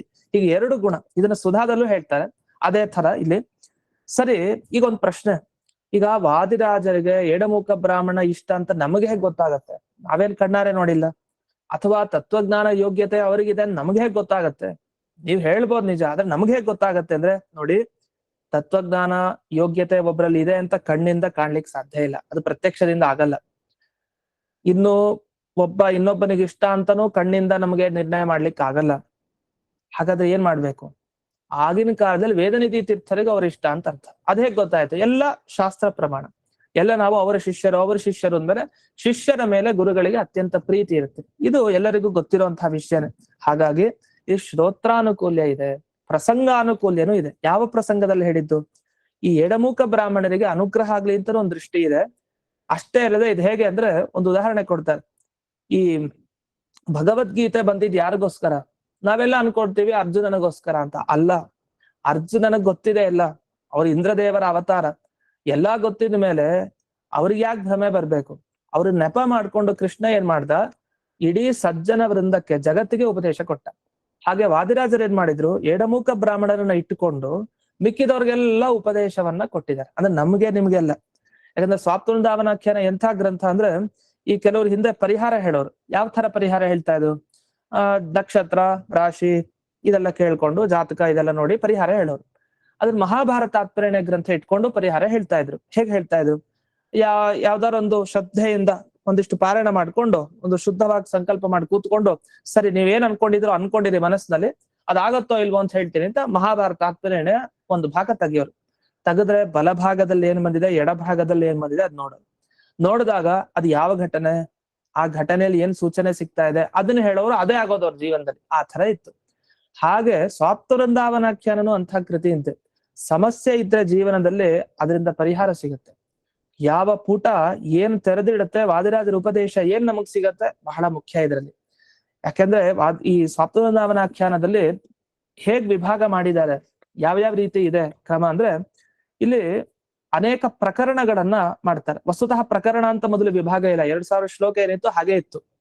ವಸ್ತುತಃ ಎಷ್ಟೋ ಶ್ಲೋಕ ಉಪದೇಶ ಕೊಟ್ಟಿದ್ದಾರಂತೆ ವಾದಿರಾಜರು, 1 ಲಕ್ಷ ಅಂತ ಹೇಳ್ತಾರೆ ಐತಿಹ್ಯದ ಪ್ರಕಾರ. ಅದು ನಮಗ್ ಸಿಕ್ಕಿರೋದು ಈಗ ತುಂಬಾ ಕಡಿಮೆ. ಅದು 2000 ಮೇಲೆ ಅಷ್ಟೇ ಸಿಕ್ಕಿದೆ. ಎಡಮುಖ ಬ್ರಾಹ್ಮಣರು ಅಷ್ಟು ಹೇಳಿದ್ದಾರೆ, ಗೋಪ್ಯವಾದ ವಿಷಯ ಅಷ್ಟು ಸಿಕ್ಕಿದೆ. ಅದರಲ್ಲಿ ನೀವು ನೋಡ್ಬೋದು, ಸ್ವಾಪ್ತವೃಂದಾವನಾಖ್ಯಾನ ಬುಕ್ಗಳಲ್ಲಿ ಪ್ರಕರಣ ಅಂತೆಲ್ಲ ವಿಭಾಗ ಮಾಡ್ತಾರೆ. ಇದನ್ನು ವೃಂದಾವನಾಚಾರ್ಯರೇ ತಾವು ವಿಭಾಗ ಮಾಡಿದ್ದು. ಅಲ್ಲಿ ಹೆಸರನ್ನ ಮೇಲೆ ಕೊಟ್ಟಿರ್ತಾರೆ. ವಿಪ್ರ ಪ್ರಕರಣಂ, ಆಮೇಲೆ ಕಶ್ಚಿತ್ ವಿಪ್ರೇಶ ಪ್ರಕರಣಂ, ವ್ಯಾಸಭಕ್ತ ಪ್ರಕರಣಂ ಅಂತ ಹೇಳಿ ಎಲ್ಲ ಚಾಪ್ಟರ್ ಮಾಡಿದ್ದಾರೆ. ಇಷ್ಟಿಷ್ಟು ಶ್ಲೋಕ ಇವ್ರಿಗೆ, ಇಷ್ಟಿಷ್ಟು ಶ್ಲೋಕ ಇವ್ರಿಗೆ ಅಂತ ಈ ತರ ವಿಭಾಗ ಸುಮಾರು ನೀವು ಕಾಣ್ಬೋದು ಸಪ್ತವೃಂದಾವನಾಖ್ಯಾನದಲ್ಲಿ. ಇದೆಲ್ಲ ಏನ್ ಅರ್ಥ? ಯಾಕಂದ್ರೆ ಅಧ್ಯಾಯದ ವಿಭಾಗ ಇದೆ, 22 ಅಧ್ಯಾಯ ಇದೆ ಸಪ್ತವೃಂದಾವನಾಖ್ಯಾನದಲ್ಲಿ. ಭಗವದ್ಗೀತೆ 18 ಅಧ್ಯಾಯ, ಇದು 22 ಅಧ್ಯಾಯ. ಭಗವದ್ಗೀತೆಯಲ್ಲಿ ಏನ್ ಮಾಡ್ತಾರೆ, ಅರ್ಜುನ ಉವಾಚ ಭಗವಾನ್ ಉವಾಚ ಈ ತರ ಎಲ್ಲ ಬರುತ್ತೆ ಅಷ್ಟೇ. ಇನ್ಯಾವ ರೀತಿ ವಿಭಾಗವನ್ನು ನಾವು ಅಲ್ಲಿ ಕಾಡ್ಲಿಕ್ಕಿಲ್ಲ. ಆದ್ರೆ ಇಲ್ಲೇನ್ ಮಾಡ್ತಾರೆ, ಹಾಗಿಲ್ಲ. ಪದೇ ಪದೇ ಒಂದು 5 ಶ್ಲೋಕ 6 ಶ್ಲೋಕ ಅಥವಾ 12 ಶ್ಲೋಕ ಆದ್ಮೇಲೆ ಒಬ್ರು ಪ್ರಕರಣಂ ವಿಪ್ರ ಪ್ರಕರಣ ಅಂತ ಬರುತ್ತೆ. ವಿಪ್ರ ಪ್ರಕರಣ ಅಂದ್ರೆ ಏನರ್ಥ? ವಿಪ್ರ ಅಂದ್ರೆ ಬ್ರಾಹ್ಮಣ, ಅಂದ್ರೆ ಎಡಮುಖ ಬ್ರಾಹ್ಮಣರಿಗೆ ಉಪದೇಶ ಕೊಟ್ಟ ಭಾಗ ವಾದಿರಾಜರು. ಸರಿ, ಮಿಕ್ಕಿದವ್ರು ಯಾರಿದ್ದಾರೆ, ಯಾರಿಗೂ ಉಪದೇಶ ಕೊಟ್ಟಿದ್ದಾರೆ? ಇನ್ನೂ ಇವ್ರ ನೆಪ ಮಾಡ್ಕೊಂಡು ಅನೇಕರಿಗೆ ಉಪದೇಶ ಕೊಟ್ಟಿದ್ದಾರೆ. ಅದರಲ್ಲೆಲ್ಲ ವಾದಿರಾಜರ ಅನುಗ್ರಹ ಹೊಂದಿದ ಅನೇಕ ತರ ಭಕ್ತರಿದ್ದಾರೆ. ಈಗ ಗುರುಗಳ ಸೇವೆ ಮಾಡೋರೇನೋ, ಕೆಲವರು ಶ್ರೀಮಂತ ಇರ್ತಾರೆ, ದುಡ್ಡಿನ ಮುಖಾಂತರ ಸೇವೆ ಮಾಡ್ತಾರೆ, ಅನೇಕ ಸೇವೆಗಳನ್ನು ಬರೆಸ್ತಾರೆ. ಕೆಲವರು ಹಾಗೆ ಅಲ್ಲ, ಪ್ರದಕ್ಷಿಣೆ ನಮಸ್ಕಾರ ಈ ತರದೇನಿದೆ ಅಂಥ ಸೇವೆ ಮಾಡೋ ಕೆಲವರು ವಿದ್ವಾಂಸರು, ಅವರು ಪಠನ ಪಾಠನ ಪ್ರವಚನ ಇತ್ಯಾದಿಗಳಿಂದ ಸೇವೆ ಮಾಡೋರು. ಒಬ್ಬೊಬ್ರು ಒಂದೊಂದು ರೀತಿ ಸೇವೆಯನ್ನ ಮಾಡೋಂತ ಭಕ್ತರಿರ್ತಾರೆ. ಅದರಲ್ಲಿ ಆಯಾಯ ಭಕ್ತರಿಗೆ ಸಂಬಂಧಪಟ್ಟ ಹಾಗೆ ಒಂದು ಉಪದೇಶ ಇದೆ. ಅಂದ್ರೆ ನಿಮ್ಗೆ ಇದೊಂಥರ ಈ ಜೀವಂತ ಗ್ರಂಥ ಅಂತ ಹೇಳ್ತಾರಲ್ಲ, ಆ ತರ ಸಪ್ತವೃಂದಾವನಾಖ್ಯಾನ. ಇದನ್ನು ತೆಗಿತಾ ಇದ್ರೆ ಒಂದೊಂದು ಪುಟ ನಿಮ್ಮ ಜೀವನಕ್ಕೆ ಪ್ರಶ್ನೆಗಳಿಗೆ ಉತ್ತರ ಸಿಗ್ತಾ ಹೋಗುತ್ತೆ. ಆ ರೀತಿಯ ಗ್ರಂಥ ಭಗವದ್ಗೀತೆ ತರ ಅತ್ಯುತ್ತಮ ಗ್ರಂಥ. ಈ ಉತ್ತರ ಸಿಗತ್ತೆ ಅಷ್ಟೇ ಅಲ್ಲ, ಇದನ್ನ ಪಾರಾಯಣ ಮಾಡಿದಷ್ಟು ಎಷ್ಟು ಅನುಗ್ರಹ ಆಗಿದೆ ಅಂದ್ರೆ ಅಷ್ಟು ಅನುಗ್ರಹ ಆಗಿದೆ. ಅದು ಅವ್ರವ್ರಿಗೆ ಅನುಭವಕ್ಕೆ ಬಂದಿರೋ ವಿಷಯ. ಆದ್ರೆ ಹೇಳೋದೇ ಬೇಡ, ಎಲ್ಲ ವಾದಿರಾಜರ ಭಕ್ತರಿಗೆ ಅನೇಕ ಮಹಿಮೆಗಳನ್ನೇ ಅವರು ತೋರಿಸಿರ್ತಾರೆ ಅವಶ್ಯವಾಗಿ. ಆ ರೀತಿ ಅನುಗ್ರಹ ಆಗುತ್ತೆ ಸಪ್ತವೃಂದಾವನಾಖ್ಯಾನ ಅಂತ ಮಂತ್ರ ತುಲ್ಯ ಗ್ರಂಥ. ಅದನ್ನ ಒಂದೊಂದು ಶ್ಲೋಕನು ಸುಲಭ ಅನ್ನಿಸ್ಬೋದು, ಆದ್ರೆ ಸುಲಭವಾಗಿಲ್ಲ, ತುಂಬಾ ಕಠಿಣ. ಅಷ್ಟೇ ಬೇಗ ಅನುಗ್ರಹ ಮಾಡೋದು. ಉದಾಹರಣೆಗೆ ನೋಡಿ, ಒಬ್ರು ಶೇಷಾಚಾರ್ಯರು ಅಂತ ಇಲ್ಲಿ ಬರ್ತಾರೆ ಸಪ್ತವೃಂದಾವನಾಖ್ಯಾನದಲ್ಲಿ. ಇದು ಹೇಗಿದೆ ಗ್ರಂಥ ಅಂದ್ರೆ, ವಾದಿರಾಜರು ಅವತ್ ಹೇಳಿದ್ದು ಇವತ್ ನಡೀತಾ ಇದೆ ಆ ತರದ ವಿಷಯ. ಹಾಗೆ ಅವ್ರ ಅವತ್ತೇನ್ ಹೇಳಿದ್ರು ಕನಸಲ್ಲಿ ಎಡಮುಖ ಬ್ರಾಹ್ಮಣನಿಗೆ, ಅದೇ ವಿಷಯ ನಡೀತಾ ಇದೆ. ಅಲ್ಲಿ ಶಿಲಾಲೇಖನ ಆಗಬೇಕು ಅಂತ ಆಯ್ತು, ಮಾಡಿಸ್ತಾರೆ, ಅದು ಆಗತ್ತೆ ಅಂತಂದಿದ್ರು. ಆ ಶಿಲಾಲೇಖನ ಆಗಿದೆ, ಇವತ್ತು ನೋಡ್ತಾ ಇದೀವಿ. ಪರಮ ಪೂಜ್ಯ ವಿಶ್ವೋತ್ತಮ ತೀರ್ಥರಿಂದ ಆಗಿದೆ ಶಿಲಾಲೇಖನ, ಅದ್ ನಾವು ನೋಡಿದೀವಿ, ಆ ಮಂದಿರ ನಿರ್ಮಾಣ. ಹೀಗೆ ಏನೇನ್ ಕಾರ್ಯ ಅವತ್ತು ವಾದಿರಾಜರು ಹೇಳಿದ್ರು, ಅನೇಕ ಕಾರ್ಯಗಳು ಇಂದಿಗೂ ನಡೀತಾ ಇದೆ. ಹಾಗೆ ವಿದ್ವಾಂಸರು ಹೇಗಿರ್ತಾರೆ ಆ ಲಕ್ಷಣಗಳನ್ನು ಕಾಣ್ಬೋದು ಈಗಿನ ಕಾಲದಲ್ಲಿ. ಅವತ್ತು ಹೇಳಿದ ನುಡಿ ಅದು ಬರೀ ಆ ಕಾಲಕ್ಕೆ ಅನ್ವಯ ಆಗ್ತಾ ಇರ್ಲಿಲ್ಲ, ಅದು ಹಿಂದಿನ ಕಾಲಕ್ಕೂ ಹಿಂದೆ ಏನಿತ್ತು, ಈಗೇನ್ ನಡೀತಾ ಇದೆ, ಮುಂದೇನ್ ನಡೆಯುತ್ತೆ, ಭವಿಷ್ಯದ್ವಾಣಿ ಅಂತಾರಲ್ಲ, ಆ ತರ ಈ ಸಪ್ತವೃಂದಾವನಾಖ್ಯಾನ ಇದೆ. ಅದರಲ್ಲಿ ಒಬ್ರು ಶೇಷಾಚಾರ್ಯರು ಅಂತ ಇದ್ದಾರೆ ವಿದ್ವಾಂಸರು. ಅವ್ರನ್ನ ನೆಪ ಮಾಡ್ಕೊಂಡು ವಾದಿರಾಜರು ಒಂದು ಉಪದೇಶ ಕೊಡ್ತಾರೆ. ವಸ್ತುತ ಏನ್ ಉಪದೇಶ ಅದು ಅಂದ್ರೆ, ವಿದ್ವಾಂಸರಾಗಿ ಏನ್ ಸೇವೆ ಸಲ್ಲಿಸ್ಬೋದು ವಾದಿರಾಜರಿಗೆ. ಇವರು ಶೇಷಾಚಾರ್ಯರು ಅಂತ ಬರುವಂತ ಈ ಸಪ್ತವೃಂದಾವನಾಖ್ಯಾನದಲ್ಲಿ ಬರುವಂತ ವ್ಯಕ್ತಿ, ಅದಲ್ಲೂ ಏನಂದ್ರೆ ಒಂದು ದೊಡ್ಡ ಚರ್ಚೆ ಇರುತ್ತೆ. ಏನ್ ಚರ್ಚೆ ಅಂದ್ರೆ, ಸ್ವಾಪ್ನ ವೃಂದಾವನಾಖ್ಯಾನದಲ್ಲಿ ಬಂದ ವ್ಯಕ್ತಿಗಳು ಯಾರು ಅಂತ ಕಂಡು ಹಿಡಿಯೋದೇ ಕಷ್ಟ ಅಂತ ಆತರ ಕೆಲವ್ರು ಮಾತಾಡ್ತಾರೆ. ಏನ್ ಹೀಗ ಅರ್ಥ ಅಂದ್ರೆ, ಅದು ಆಖ್ಯಾನೋಕ್ತ ವ್ಯಕ್ತಿಗಳು ಕೆಲವ್ರು ಇರ್ತಾರಂತ. ಯಾಕಂದ್ರೆ ಭವಿಷ್ಯತ್ ಕಾಲದಲ್ಲಿ ಅವ್ರು ಬರ್ತಾರೆ, ಅವ್ರು ಹೀಗೆಲ್ಲಾ ಮಾಡ್ತಾರೆ ಕೆಲಸ, ಆದ್ರೆ ಯಾರು ಅಂತ ತೀರ್ಮಾನ ಮಾಡ್ಲಿಕ್ಕೆ ಆಗಲ್ಲ ಹಾಗೆಲ್ಲ ಸುಮ್ನೆ, ಅದ್ ಬಹಳ ಕಷ್ಟ. ಆದ್ರೆ ಈ ಆಖ್ಯಾನದಲ್ಲಿ ಬಂದ ಕೆಲವು ವ್ಯಕ್ತಿಗಳ ಪರಿಚಯ, ಕೆಲವು ವ್ಯಕ್ತಿಗಳಿಗೆ ವಾದಿರಾಜರು ಆದೇಶ ಮಾಡಿದ್ದು, ಅದನ್ನ ಬೇರೆಯವರು ಪಾಲಿಸ್ಬೇಕು. ಆ ನಿಟ್ಟಿನಲ್ಲಿ ಒಂದು ವಿಷಯ ಏನಂದ್ರೆ, ಈ ಶೇಷಾಚಾರ್ಯರು ವಿದ್ವಾಂಸರು ಒಂಥರ ಎಲ್ಲಾ ವಿದ್ವಾಂಸರಿಗೆ ಪ್ರತಿನಿಧಿ ತರ, ಮೂಲ ಸ್ತಂಭ ತರ. ಅವ್ರಿಗೆ ವಾದಿರಾಜರು ಏನ್ ಮಾಡ್ತಾರೆ, ಶೇಷ ಘೋಷಯ ಪೋಷಯತ್ವಂ ದೋಷ ಶೂನ್ಯಾಂತು ಮೇ ಕೃತಿ ಅಂತ ಒಂದು ಉಪದೇಶ ಕೊಟ್ಟಿದ್ದಾರೆ. ಇದ್ರ ಉಪದೇಶದ ಅರ್ಥ ಇಷ್ಟೇ, ವಿದ್ವಾಂಸರು ಹೇಗೆ ಸೇವೆ ಮಾಡ್ತಾರೆ, ಸಪ್ತವೃಂದಾವನಾಖ್ಯಾನವನ್ನು ಓದ್ತಾರೆ, ಬೇರೆಯವರು ಪಾಠ ಹೇಳ್ತಾರೆ, ಅಥವಾ ಅದರಲ್ಲಿ ಸಂಶೋಧನೆ ಮಾಡ್ತಾರೆ. ಈ ತರದ ಅನೇಕ ತರದ ಸೇವೆ ಇದೆ. ಮಾಡಿ ಏನ್ ಮಾಡ್ಬೇಕು ಕೊನೆಗೆ ಏನಿಲ್ಲ, ವಾದಿರಾಜರ ಹಿಂದೆ ತಿಳಿಸಿದಂತೆ ಮೊದಲನೇ ಪಾಠದಲ್ಲಿ ನಾ ಹೇಳಿದಂತೆ, ಅವರ ಅಂತರ್ಯಾಮಿಯಾದ ಹಯಗ್ರೀವ ದೇವರಿಗೆ, ಅವರ ಅಂತರ್ಯಾಮಿಯಾದ ಇನ್ಯಾರು ತ್ರಿವಿಕ್ರಮ ದೇವರಿಗೆ ಸಮರ್ಪಣೆ ಮಾಡ್ಬೇಕು. ಇದು ಮುಖ್ಯ. ಇಷ್ಟು ಮಾಡಿದ್ರೆ ಧನ್ಯತಾಭಾವ ವಿದ್ವಾಂಸನಿಗೆ. ಇದೇ ನನ್ನ ಸೇವೆ ಅಂತ ಅವ್ರು ಹೇಳ್ತಾರೆ. ಶೇಷ ಘೋಷಯ, ನೀನ್ ಎಲ್ಲಾ ಕಡೆ ಹೋಗಪ್ಪ ಶೇಷ, ಎಲ್ಲಾ ಕಡೆ ಹೋಗಿ ಸಪ್ತವೃಂದಾವನಾಖ್ಯಾನದ ಬಗ್ಗೆ ಹೇಳು, ಆ ವಿಷಯಗಳನ್ನ ನೀನ್ ತಿಳಿಸು, ಅದನ್ನ ಪೋಷಯ, ಅದನ್ನ ಪುಷ್ಟಿಯನ್ನ ಮಾಡೋದನ್ನ ಎಲ್ಲಾ ಕಡೆ ನೀನು ಹಾಗೆ ಮಾಡು ಅಂತ. ಯಾಕೆಂದ್ರೆ ದೋಷ ಶೂನ್ಯ ಅಂತೂ ಮೇಕೃತೆ, ಏನ್ ಮಾಡ್ಬೇಕು ಅದರಲ್ಲಿ, ಈ ಕೃತಿಯಲ್ಲಿ ಯಾವುದೇ ದೋಷ ಇಲ್ಲ, ವಸ್ತುತಃ ಯಾವುದೇ ದೋಷ ಇಲ್ಲದೆ ಇರುವಂತ ಈ ಕೃತಿಯನ್ನ ಎಲ್ಲಾ ಕಡೆ ಉದ್ಘೋಷಣೆ ಮಾಡು, ಪ್ರಚಾರ ಮಾಡು, ಈ ವಿಷಯವನ್ನ ಸಜ್ಜನರಿಗೆ ತಲುಪಿಸು ಅಂತ ಒಂದು ಆಜ್ಞೆಯನ್ನ ಮಾಡಿದ್ದಾರೆ. ಇದು ವಿದ್ವಾಂಸರ ಪ್ರತಿನಿಧಿಯಾಗಿ ಅವ್ರು ಆಜ್ಞೆ ಮಾಡಿದ್ದು ಸಪ್ತವೃಂದಾವನಾಖ್ಯಾನದಲ್ಲಿ. ಅಂದ್ರೆ ಈ ತರ ವಿಷಯಗಳು ಬರ್ತಾ ಹೋಗುತ್ತೆ. ಅಂದ್ರೆ ನಮ್ಗೆ ಈ ತರ ಎಲ್ಲ ಹಿನ್ನೆಲೆಯಲ್ಲಿ ನಾವು ಸಪ್ತವೃಂದಾವನಾಖ್ಯಾನದ ಬಗ್ಗೆ ತಿಳ್ಕೊಂಡ್ವಿ ಅಂದ್ರೆ ಆವಾಗ ನಮಗೆ ಏನಿದೆ ಸ್ವಾಪ್ತವೃಂದಾವನಾಖ್ಯಾನದಲ್ಲಿ ಅನ್ನೋ ಇನ್ನೂ ಚೆನ್ನಾಗಿ ಒಂದೊಂದು ಶ್ಲೋಕದ ವಿಷಯಗಳು ಅರ್ಥ ಆಗುತ್ತೆ. ಅದ್ರ ಜೊತೆಗೆ ಪ್ರತಿಯೊಂದು ಅಧ್ಯಾಯ ಪಾಠ ಮಾಡೋ ಮುಂಚೆ ಆ ಅಧ್ಯಾಯದ ಸಾರ ಅಂತ ಇದೆ, ಅದನ್ನ ಪುಸ್ತಕದಲ್ಲೂ ಕೆಲವರಲ್ಲಿ ಇದೆ, ಅದನ್ನ ಶೇರ್ ಮಾಡಿರ್ಬಹುದು ಯಾರಾದ್ರೂ. ಆ ಆಖ್ಯಾನ ಅಧ್ಯಾಯದ ಪ್ರತಿಯೊಂದು ಅಧ್ಯಾಯದ ಸಾರ ಅಂದ್ರೆ ಇಡೀ ಆ ಮೊದಲನೇ ಅಧ್ಯಾಯದಲ್ಲಿ ಏನು ಹೇಳ್ತಾರೆ, ಎರಡನೇ ಅಧ್ಯಾಯದಲ್ಲಿ ಏನು ಹೇಳ್ತಾರೆ, ಮೂರನೇ ಅಧ್ಯಾಯದಲ್ಲಿ ಏನ್ ಬಂದಿದೆ, ಆ ಅಧ್ಯಾಯದ ಸಾರವನ್ನ ಮೊದಲಿಗೆ ನಿಮ್ಗೆ ಹೇಳ್ತೀನಿ. ಅದ್ ಹೇಳಿದಾಗ ನಿಮ್ಗೆ ಒಂದು ಅಂದಾಜಾಗತ್ತೆ, ಈ ಅಧ್ಯಾಯದಲ್ಲಿ ಇಷ್ಟಿಷ್ಟು ವಿಷಯ ಬರ್ಲಿಕ್ಕಿದೆ ಅಂತ. ಯಾಕಂದ್ರೆ ಈ 4 ಅಧ್ಯಾಯ ಮೊದಲೇನ್ ಬರುತ್ತಲ್ಲ ಅದರಲ್ಲೆಲ್ಲ ದೇವರ ಮಹಿಮೆ, ದೇವರ ಗುಣ, ವಾದಿರಾಜರ ಗುಣ ಇದೆಲ್ಲ ಜಾಸ್ತಿ ಬರುತ್ತೆ. 5ರಿಂದ 11ನೇ ಅಧ್ಯಾಯಕ್ಕೆ ಬಂದ್ರೆ ಅವರು ದೇವಲೋಕದಲ್ಲಿ ಆದ ಘಟನೆ ಆಗ್ಬಹುದು, ಮತ್ತೆ ಈ ಭೂಮಿಯಲ್ಲಿ ಆದ ಅವರ ಸಾಧನೆಗಳಿಗೆ ಸಂಬಂಧಪಟ್ಟ ಘಟನೆ ಆಗ್ಬಹುದು, ಅದೆಲ್ಲ ಇದೆ. ಆಮೇಲೆ 12ರಿಂದ 22 ಅಧ್ಯಾಯ ಅದು ಬಹಳ ಇಂಟ್ರೆಸ್ಟಿಂಗ್. ಏನದು? ಭೂತ ವರ್ತಮಾನ ಭವಿಷ್ಯದ ಮಹಿಮಾ ಸಂಗತಿ, ವಾದಿರಾಜರ ಮಹಿಮೆ ಏನು, ಯಾರಿಗೆ ಏನ್ ಅನುಗ್ರಹ ಆಯ್ತು, ಏನ್ ತಪ್ಪನ್ನು ನಾವು ಮಾಡಬಾರ್ದು, ಈ ತರದ ದಿವ್ಯ ಉಪದೇಶಗಳು 12ರಿಂದ 22 ಅಧ್ಯಾಯಗಳವರೆಗೆ ಬರುತ್ತೆ. ಈ ರೀತಿ ಈ ಶೇಷಾಚಾರ್ಯರ ಬಗ್ಗೆ ಒಂದು ಕೇಳಿದ್ರೆ ಇನ್ನೂ 2 ವ್ಯಕ್ತಿಗಳಿದ್ದಾರೆ. ಅದ್ರಲ್ಲಿ ಉದಾಹರಣೆಗೆ ಶ್ರೀಪತಿ ಅಂತ ಇನ್ನೊಬ್ರು. ಈ ಶ್ರೀಪತಿ ಅನ್ನೋರು ಏನಂದ್ರೆ ಅವ್ರ ಕೆಲಸ ವಾದಿರಾಜರ ಸೇವೆಯನ್ನ ಮಾಡ್ತಾರೆ. ಸೇವೆಯನ್ನ ಮಾಡೋದು ಹೇಗೆ? ನಿರ್ಮತ್ಸರ, ಯಾವುದೇ ರಾಗ ದ್ವೇಷ ಏನು ಇಟ್ಕೊಳ್ಳದೆ ಸೇವೆ ಮಾಡುವಂತ ಭಕ್ತರು ಇವರು. ತಾವು ಸದ್ಧರ್ಮರತರು ಅಂದ್ರೆ ಸದಾಚಾರ ನಿಷ್ಠರಾಗಿ ಶಾಸ್ತ್ರದ ಸಾರ ಅರ್ಥಕೊಂಡು ವಾದಿರಾಜರ ಕಾರುಣ್ಯ ಪಡ್ಕೊಂಡು ದಾನ ಧರ್ಮ ಇದೆಲ್ಲ ಮಾಡುವಂತ ವ್ಯಕ್ತಿ, ಅವ್ರಿಗೆಲ್ಲ ಪ್ರತಿನಿಧಿ. ಅವ್ರೇನ್ ಮಾಡ್ಬೇಕು ಅಂದ್ರೆ ಅವರಿಗೆ ಉಚಿತವಾದ ಕಾಲದಲ್ಲಿ ಉಚಿತವಾಗಿ ಅವರಿಗೇನು ಸಾಧ್ಯನೋ ಅಷ್ಟನ್ನ ವಾದಿರಾಜ ಗುರುಗಳಿಗೆ ಸಮರ್ಪಣೆ ಮಾಡ್ಬೇಕು. ಅಂದ್ರೆ ವಾದಿರಾಜರ ಸೇವೆ ಅಂದ್ರೆ ವಾದಿರಾಜ ಮಠಕ್ಕೆ ಅನೇಕ ತರ ಸೇವೆಯನ್ನ ಮಾಡೋರಿದ್ದಾರೆ. ಅದರಲ್ಲಿ ದಾನ ಧರ್ಮ ಅವರ ಯೋಗ್ಯತೆಗೆ ತಕ್ಕ ಹಾಗೆ ಏನಿದೆಯೋ ಅದನ್ನ ನಿರ್ಮತ್ಸರವಾಗಿ ಮಾಡಿದ್ದಾರೆ ಯಾರೋ ಈ ಶ್ರೀಪತಿಯವರು. ಅದೇ ತರ ಇವರನ್ನ ಪ್ರತಿನಿಧಿ ಇಟ್ಕೊಂಡು ಮಿಕ್ಕಿದೆಲ್ಲ ಭಕ್ತರು ಹಾಗಿರ್ಬೇಕು ಅಂತ. ಅಂದ್ರೆ ಒಬ್ಬರ ವ್ಯಕ್ತಿಗಳನ್ನ ಇಟ್ಕೊಳ್ತಾರೆ, ಅವ್ರಿಗೆ ಉಪದೇಶ ಕೊಡ್ತಾ ಇರ್ತಾರೆ, ಅಂದ್ರೆ ನಮಗೂ ಅದು ಅಪ್ಲೈ ಆಗತ್ತೆ ಅಂತ ಅರ್ಥ. ಯಾರ್ಯಾರು ಯಾವ ರೀತಿ ಸೇವೆಯನ್ನ ಮಾಡ್ತಾ ಇರ್ತೀವಿ, ಹೀಗ್ ಮಾಡ್ಬೇಕು ಹೀಗ್ ಮಾಡ್ಬಾರ್ದು ಅಂತ ಈ ಸ್ವಾಪ್ತವೃಂದಾವನಾಖ್ಯಾನದ ಮುಖಾಂತರ ತಿಳ್ಕೊಳ್ಬಹುದು. ಇದು ಒಂದು. ಇನ್ನು ಭೂಪ ಪ್ರಕರಣ ಅಂತ ಎಷ್ಟೋ ಕಡೆ ಸ್ವಾಪ್ತವೃಂದಾವನಾಖ್ಯಾನದಲ್ಲಿ ಬರುತ್ತೆ. ಈ ಭೂಪ ಪ್ರಕರಣದ ತಾತ್ಪರ್ಯ ಇಷ್ಟು. ಭೂಪ ಅಂದ್ರೆ ಅವನು ಒಳ್ಳೆ ಶ್ರೀಮಂತ ವ್ಯಕ್ತಿ. ಅವನು ಶ್ರೀಮಂತನಾದವನು ಏನ್ ಮಾಡ್ಬೇಕು? ವಾದಿರಾಜರ ಗುರುಗಳ ಆರಾಧನೆ ಹೇಗ್ ಮಾಡ್ಬೇಕು ಅಂದ್ರೆ ಇದ್ರಲ್ಲಿ ಹೇಳ್ತಾರೆ, ಏನಿಲ್ಲ, ಆ ಶ್ರೀಮಂತನಾದ ವ್ಯಕ್ತಿ ಅಹಂಕಾರ ಇರಲ್ಲ. ಅಹಂಕಾರ ಬಿಟ್ಬಿಡು ಅಂತ ಎಷ್ಟೋ ಬಾರಿ ಉಪದೇಶನೂ ಇದೆ. ಅಹಂಕಾರವನ್ನ ಬಿಟ್ಟಿರ್ತಾನೆ.